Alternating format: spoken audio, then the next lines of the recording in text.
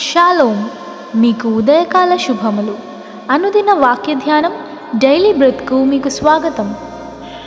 Praise the lord. ఈ దినము కొరకు సిద్ధపరచబడిన దేవుని వాక్యము కీర్తనల గ్రంథము 18వ కీర్తన 2వ చరణం. యెహోవా నా శైలము, నా కోట, నన్ను రక్షించువాడు, నా కేడము, నా రక్షణ శృంగము, నా ఉన్నత దుర్గము, నా దేవుడు, నేను ఆశ్రయించి ఉన్న నా దుర్గము. ప్రభునందు పిల్లరా, ముందుగా మీకు హృదయపూర్వక వందనములు తెలియచేస్తూ ఉన్నాను.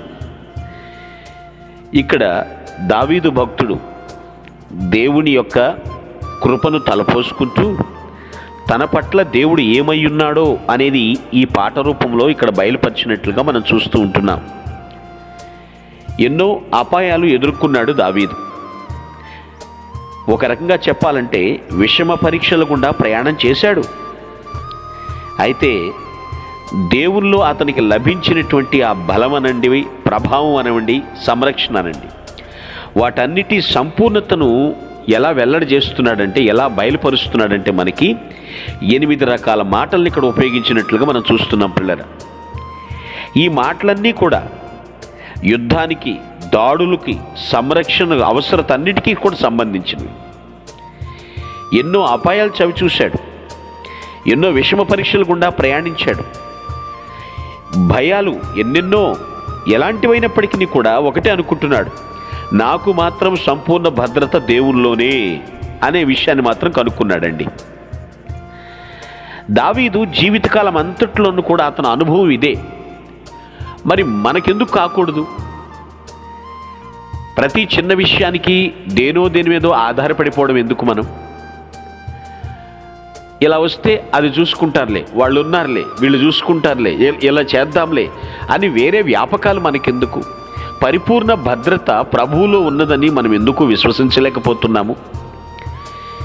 ఇక్కడ ఎంత బలంగా చెప్తున్నాడు చూడండి.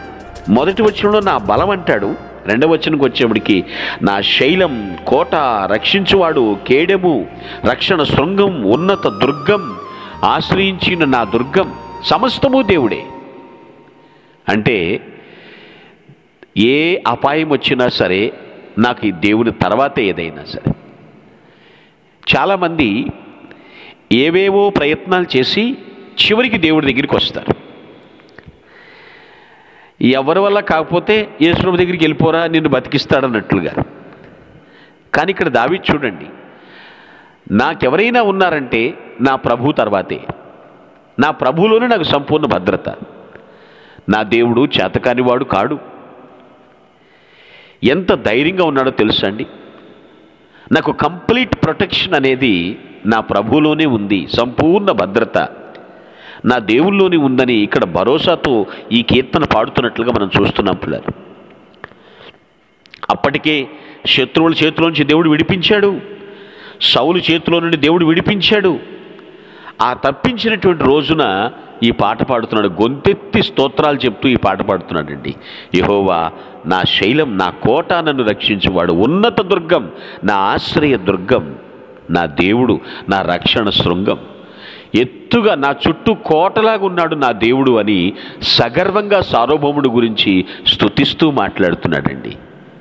ప్రియ దేవుని బిడ్డ, నీ దేవుడిని నువ్వు ఎంత గొప్పగా స్తుతిస్తూ ఉంటావో అప్పుడే నీ చుట్టూ కోటలాగా ఏ శత్రువు దాడి చేయలేనంత, నీ మీద గెలవలేనంతగా ఎత్తైన కోటగా నీ దేవుడు నీ చుట్టూ ఉంటాడు.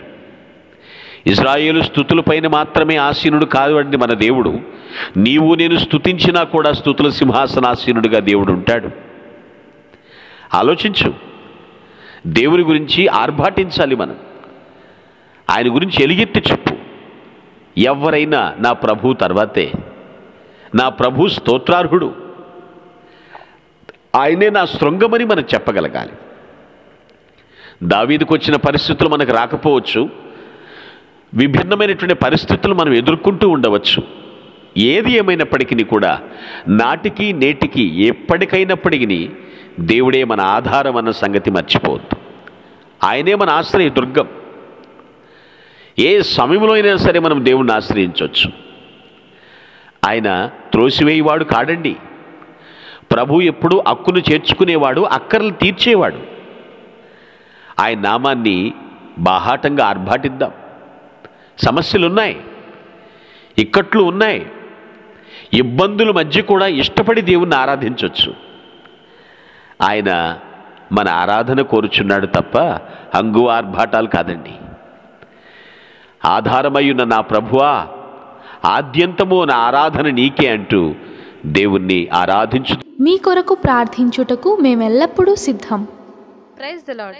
ప్రభు నామమున మీ అందరికీ వందనములు.